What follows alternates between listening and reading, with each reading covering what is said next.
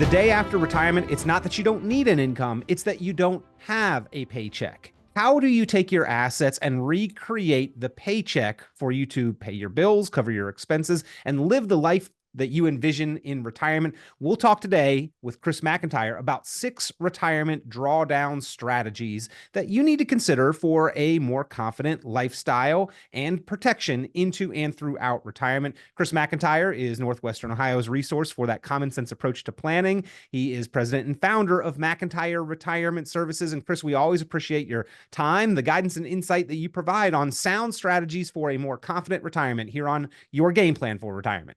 Hey, good morning. Good to be with you here today. Looking forward to, the discussion on today. I was, reading the notes here. It's like, this will be a good show for everybody. Yeah, well, we always appreciate the time and the insight. To start the program off, Chris, kind of a quote that began the article that we are going to cite and reference, but a plan is only as good as the assumptions and the variables that it is based on. You really need to examine the 6 critical variables that affect your retirement drawdown and retirement income producing strategies. Yeah, and a number of different ways to create and talk about these income topics here for sure. And as I was reading through my notes here, Peter, it's got the life expectancy for a male is 84 years old and a female is 86.6, and that's according to the Social Security Administration. So to kind of put things in context for folks, my dad's 91, my mom's 87, my father-in-law's 95. So they have beat all these statistics already. Well, you've got longevity on your side, Chris, so you need to plan for a long retirement. And I think that everybody probably needs to err on the side of planning too long rather than planning too short, right? Yeah, without a question. And, our good friend David Gaylor, always said, look, do your estate planning like you're going to die tomorrow and your investment planning like you're going to live forever. And, as we talk with our clients and prospective clients on a day-to-day basis, when they come in and they're in their early 60s, they're not really worried about leaving money to their children, So they, you certainly go through phases of your retirement where, hey, we just spent 40 years doing our hard work. We're going to do our traveling and we're going to do some spending here in the first, 5 to 10 years of our retirement. And then we figure, as age happens, you slow down. My parents don't go to Texas anymore. They stay grounded. Robin's dad stays grounded now, obviously at 95. You're only going to be so active anyway. So we call that and I hate to steal cliches that we all hear, but you have go years, slow go years, and then kind of the no-go years where you're not, not very active, go to church, out to eat, that type of thing. Yep. And we've got to consider the life cycle that we will likely go through. But Chris, we've got to account for all of those as we plan for the longevity that we will have in retirement. And another good friend of ours who's been on the program numerous times, Tom Hegna, talks about longevity as being the risk multiplier. So as we talk about these 6 retirement drawdown strategies, we will certainly include and incorporate some of the factors, some of the risks, the issues, the opportunities, and the discussion of longevity. But ladies and gentlemen, if you have not specifically mapped out your retirement drawdown strategy or your retirement income generation strategy, Chris McIntire really has a niche there. He helps his clients to create the plan for sound confidence in the foundation for your retirement lifestyle. And if you would like to get your plan put together, or if you have not discussed, reviewed, and specifically addressed the drawdown strategy as well as the issues that can affect it, then pick up the phone and give a call, because Chris does offer the opportunity, not only just a quick phone call conversation answering questions, but an individual review, evaluation, strategy session, and mapping out your specific game plan for retirement. And if you'd like to take advantage, just call 800-868-1194. That's 800-868-1194, 800-868-1194, or you can go online, McIntireRetirementServices.com, McIntireRetirementServices.com. So setting the stage before we get into the specific drawdown strategies and issues, Chris, is there are factors that you need to consider basically about your status, right? Is your marital status, your savings status, the status of the types of accounts that you have, and what you think living expenses will be in retirement. This is kind of just to set the stage for planning and mapping out the retirement drawdown strategies that you will enact. Correct. Yeah. If we're going to build something, we need to start at the foundation. And part of that foundation is knowing what are my expenses on a month to month, the basic expenses, obviously, the living expenses you have. What's the income coming in? Are we going to be pulling money from a 401k or a Roth IRA, for example? Because taxation is part of this. It's one of the first key components is, how can we be as tax efficient as possible? And, with the folks listening to the radio show today, probably 95% of their money is in a taxable IRA or a 401k, 403b type account. So they have to take taxes into consideration, because that also impacts your taxable brackets also can dictate how much you're paying for your Medicare premiums as well. So, trying to avoid a couple of these, let's call them potholes, for example. We're not talking about anything cataclysmic here, but you want to understand, the tax ramifications and what bucket do you draw this money out of, the savings bucket, the income bucket, the higher risk bucket that you have. So, we had 3 phases of money in retirement: go, slow go, no go.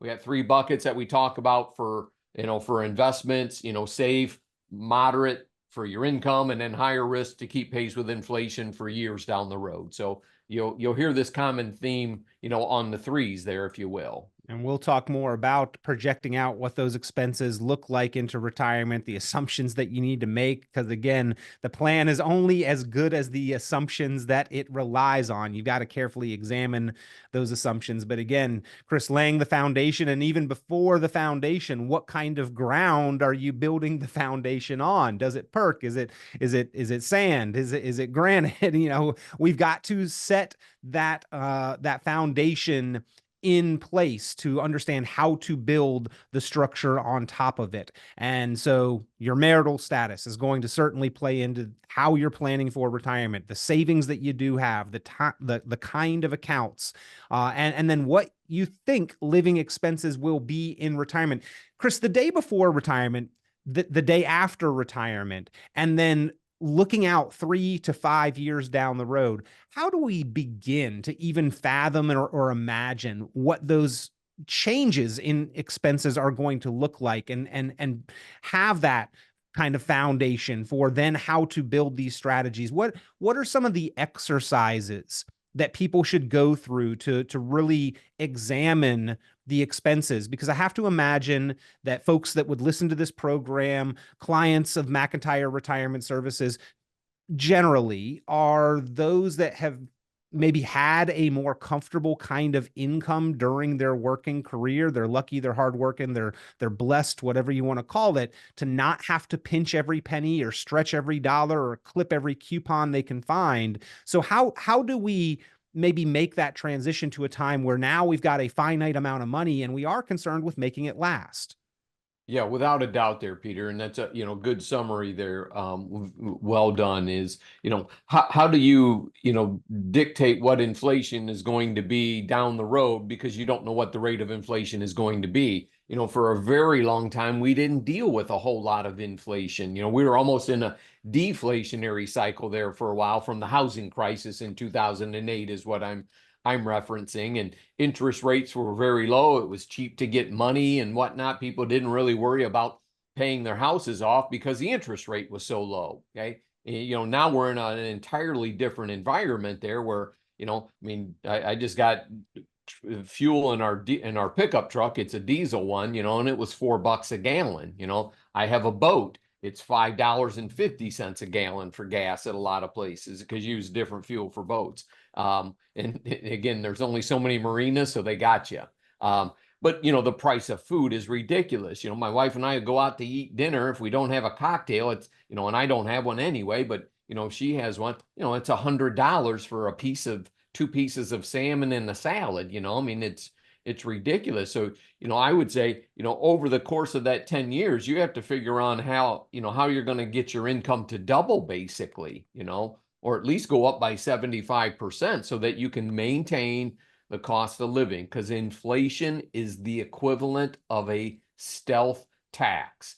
You don't see it only when you shell money out at the gas station or the car dealership, whatever you're referring to, or home repairs right now are ridiculous. Yeah, and probably very different than certainly very different than 5 or 10 years ago, and that's going to continue into the future. But Chris, I feel like it's trying to find your way through a shopping mall to get to just the one store you want to get to. You want to know where you're at first, right? You look at the map and you are here. I feel like a lot of people with their spending and their budget may not even know where they're currently at, or not accurately in any sense. So is there a way that you help people or encourage people to even look at just that baseline? What are expenses right now here today? Where are we now? Yeah, and there's a lot of nice software tools available that you can, track your expenses, apps on your telephone where every time you go to the grocery store, you enter that dollar amount and it runs a nice running total for you. Some folks are very good at building their own spreadsheets for the engineers out there, and they can factor in the cost of living adjustment, and they'll shade those columns in a different color and everything even. So Yep. just making a joke there, you engineers. Yeah, God Yep. bless you. All right. Well, getting a handle on that certainly going to help us with guidelines, right? Is that we could outspend, overspend, and enjoy our retirement to the fullest in the first 5 to 10 years. But then what are the next 5 to 10 to 20 years going to look like? Or we might be so conservative and so worried that we don't spend money that we could afford to. That's what mapping that out is really going to help us to achieve and accomplish. Know that we're aiming for the right target. And then, Chris, we begin the process of enacting our retirement drawdown strategies. And as you had previewed earlier, number one is let's plan to minimize taxes. This is going to be a big part, really, of the majority of baby boomers' retirement drawdown is going to involve taxation of dollars that have yet to be taxed. So we need to plan on how to do this efficiently.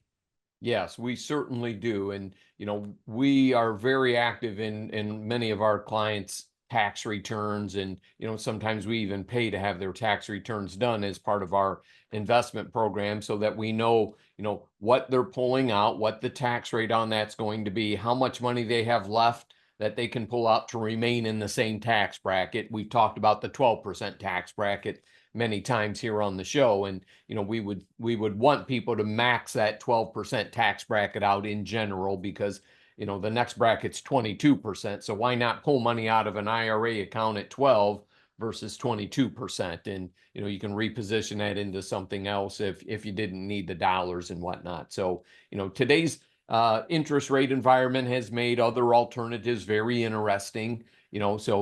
As we pull dollars out, convert to Roth IRAs where it's going to be tax free, we can, you can throw it in a CD or a fixed annuity at 5% all day long these days, and have that money growing tax free for you, and build, a CD ladder and annuity ladder for things that you're going to need down the road to combat that inflation piece, I guess, is a good example of why you would want to do that. Or if you knew you had home repairs up and coming, that you're setting some of those dollars aside. And a good example here, buddy, I just had a client said, hey, you think we're going to buy a car next year, and said, how are we going to pay for it? And, most of the money's in an IRA account. And I said, we've done pretty well here. You've had a nice recovery from 2022, 2022 when everything was down. 2023, 2024 been pretty rewarding. I'm like, let's slide some money off to the side here if you're going to buy that car, because we'll skim some money after the market has come up. That way, if it dips,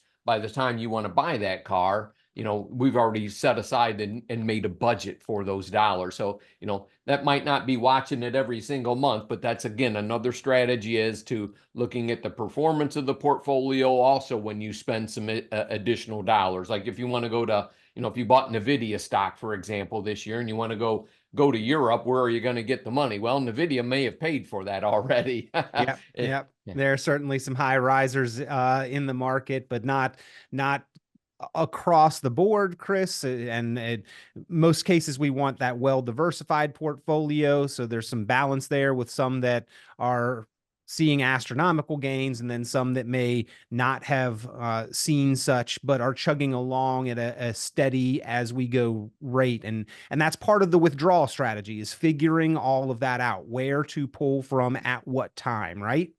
Yeah, absolutely. And, in what time do you take Social Security benefits as well, right? We're talking about income planning and combating inflation. And, for those of you that can wait longer, your Social Security benefit increases every year, even if you're not working, by delaying when you take it. So from 65 to 67, you basically are going to get almost 10% more, depending on what year you were born. Obviously, I'm using some approximates here. And then if you wait from 67 to 68, it increases by 8%, whether or not you get a cost of living adjustment. So, that's a pretty good rate of return. Not everybody can afford to wait on the timing of their Social Security benefits, but it is certainly a very important decision as to, when do you take those benefits, because you're basically locking in, same thing with pension payouts. That was on the list I got here as well, Peter, is, what type of survivor benefit do you leave if you have a spouse,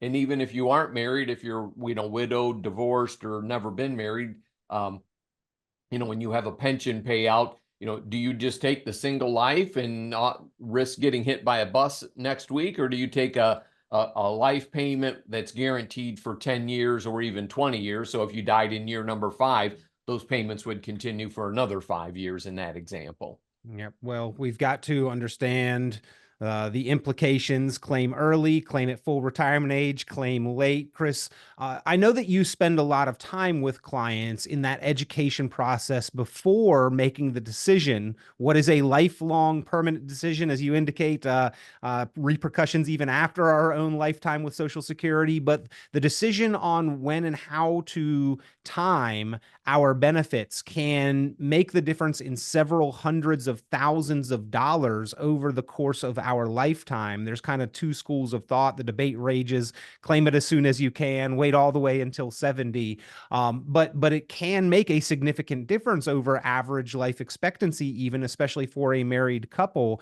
And the Social Security Administration office does not give proactive guidance on when to claim and collect, or what the difference in the timing would be. Rather, they just take the order on the day that you show up. So it really does make a difference to have that education ahead of time, because this is money that either is going to come from Social Security, is going to come from your personal assets and be drawn from your retirement accounts, or simply just is not there at all. And of the three, I'm certain I know which one I would prefer.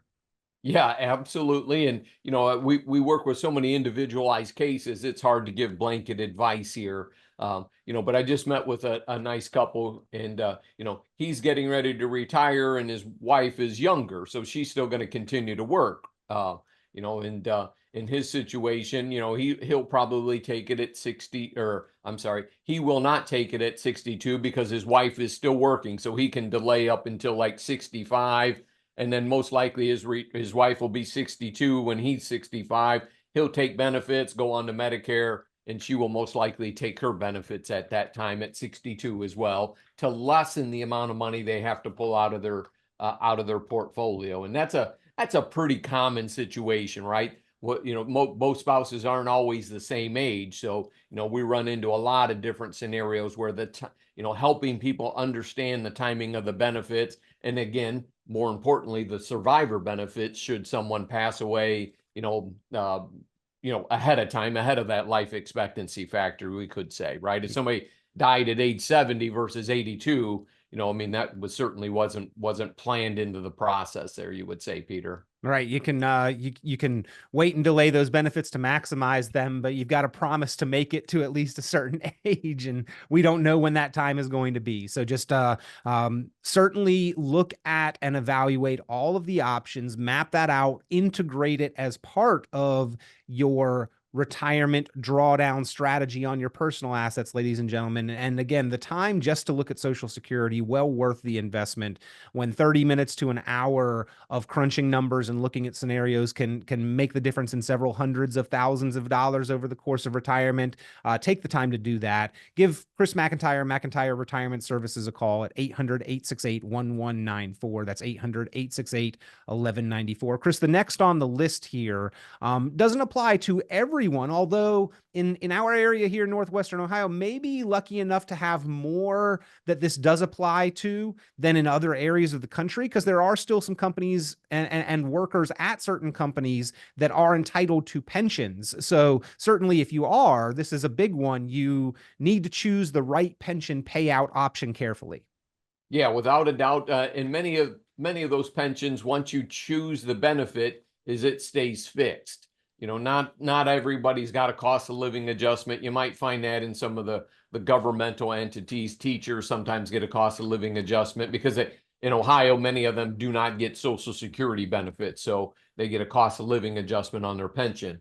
And depending on where you live or where you work, like the Whirlpool Corporation we have here not too far from us, many of those retirees get a pension, because they have worked there for so long, but they froze that pension, I think, back in the late 90s. So they have not been contributing into it, but some people are at least eligible for some portion of it.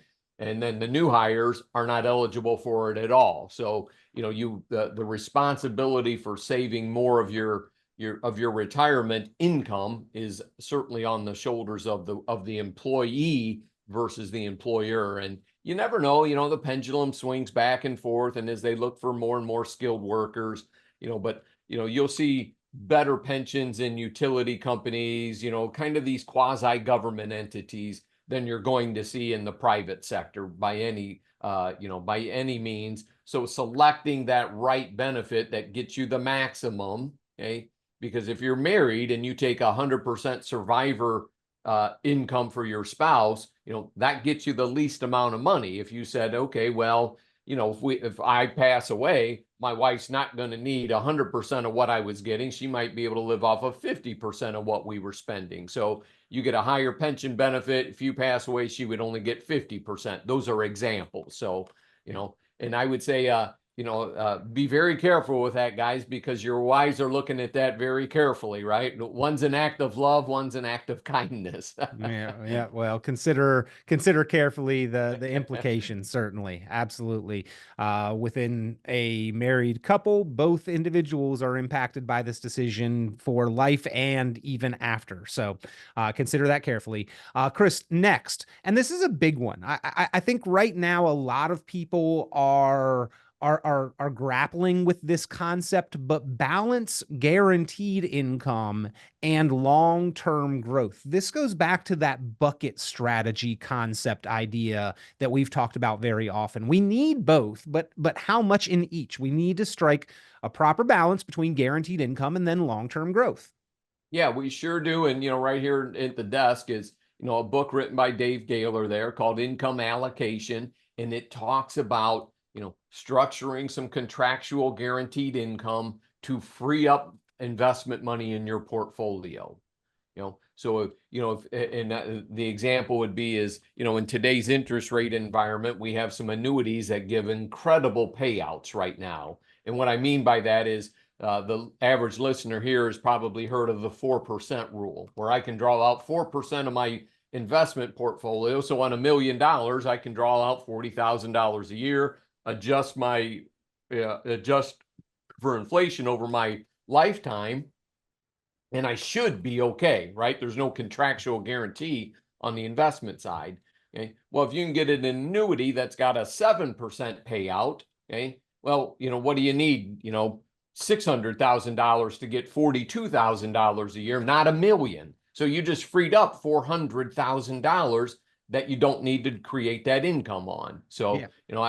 I know some folks aren't the biggest proponents of the annuity side of things, but they're typically people who have no idea how they work. They just, unfortunately for us, Google these days is the bathroom wall of the internet, and you only see bad things on there. Yeah, it's an interesting concept though, Chris, how you stated that. You are guaranteeing income to free up more growth money. And with the higher interest rates, the higher cash flow and payout rates that are available today, this is something that is feasible and possible that we can potentially free up a whole lot more investment capital by looking at that guaranteed income.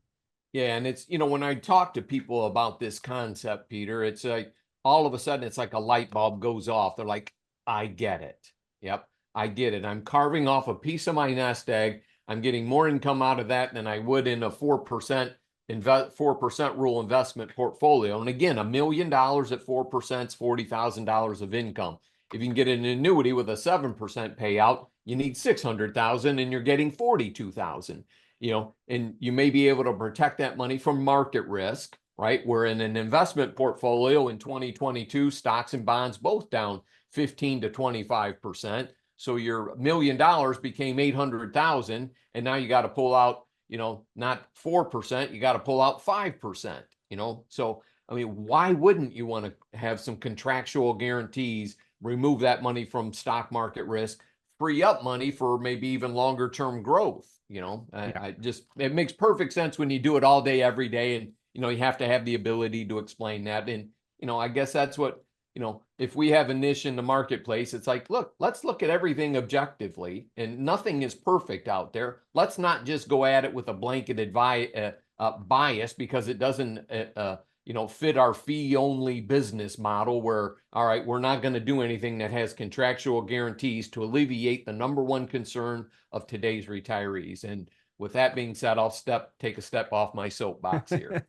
Well, ladies and gentlemen, certainly worth a look if you are making the transition to planning that transition or even already in retirement. How can you get the highest cash flow out of your income generating dollars? How can you leave yourself as much discretionary money, growth money, investment capital as possible? Now is a great time to take a look at that balance. So pick up the phone, give Chris McIntire a call, 800-868-1194, 800-868-1194. Chris, we talked about and addressed longevity and the need to account for inflation. So as we kind of have just a couple minutes left here in the program, two remaining retirement drawdown strategies I want to talk about is the 4% rule and simply defaulting to RMDs. Where do these fall in the context of sound retirement strategies?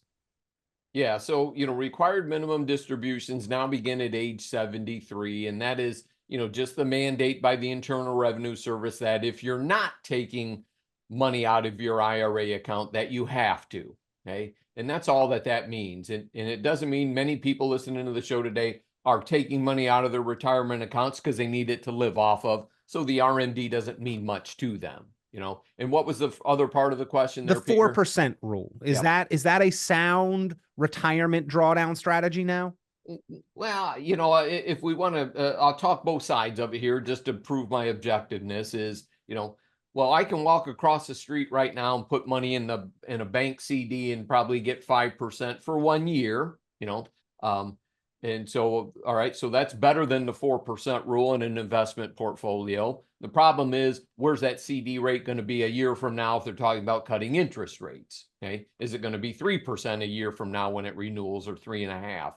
The investment portfolio using stocks, bonds, real estate, different types of things to create enough dividends and interest to spin off of that 4% rule, is certainly something that we do for clients. We create income portfolios, no question about it. Okay. But for most of our clients, we want something that's also got a nice contractual guarantee in case something on the investment portfolio isn't working right. They cut interest rates, the market comes down significantly. I mean, you want to hedge risk. So that's why you have that bucket approach that we had talked about previously. If it's an investment strategy, even in dividend stocks, that's a higher risk bucket than an index annuity with a guaranteed lifetime payout, that doesn't have any financial risk. So, you want to use these things in the right combination. And, unfortunately, so many, I'll use the term advisors very loosely, they take the same, square peg and put it in whatever hole so that it fits no matter what. with us being the independent, the fiduciary side of things is we use things where they need to work, right? Because that's the win-win situation for a long-term client relationship, and you satisfy the clients, they tell their friends, and you build a successful business practice this way versus looking for more transactions. It's the different business models that are out there for folks to choose from on what fits for them. I have folks that are incredibly risk tolerant, so they don't really worry too much about safe money. Again, and then the opposite way, we have folks that are don't want any more risk whatsoever in their lives for whatever reasons, health concerns, so on and so forth. So again, Peter, I guess if I'm harping on one thing here, it's that, look, there isn't one size that fits all. Yeah. Well, that's why you need the experience of a qualified professional, ladies and gentlemen, to help you design your specific retirement drawdown strategy. And now is a great time, maybe a better time than at least any time in recent history, the last 10, 20 years. This is a good time to look at formulating your retirement plans, ladies and gentlemen. So pick up the phone, give a call to Chris McIntire at McIntire Retirement Services, 800-868-1194, 800-868-1194, 800-868-1194. Chris, we always appreciate the details that you go into, the insight, the guidance, and education that you provide. Hey, my pleasure. Every once in a while, I jump on top of my soapbox. So we throw some emotion in there because we're passionate about what we do, buddy.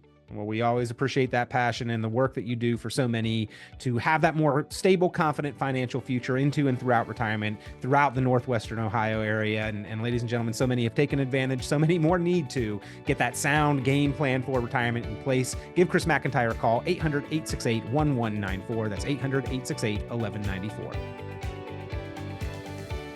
Tune into Chris McIntire's full radio program and visit McIntireRetirementServices.com for many additional valuable resources, including other great episodes of Game Plan for Retirement with Chris McIntire. Be sure to subscribe. The content of this radio show is provided for informational purposes only and is not a solicitation or recommendation of any investment strategy. You are encouraged to seek investment, tax, or legal advice from an independent professional advisor. Any investments and/or investment strategies mentioned involve risk, including the possible loss of principal. Advisory services offered through Brookstone Capital Management, a registered investment advisor. Fiduciary duty extends solely to investment advisory advice and does not extend to other activities such as insurance or broker-dealer services. Advisory clients are charged a quarterly fee for assets under management, while insurance products pay a commission, which may result in a conflict of interest regarding compensation.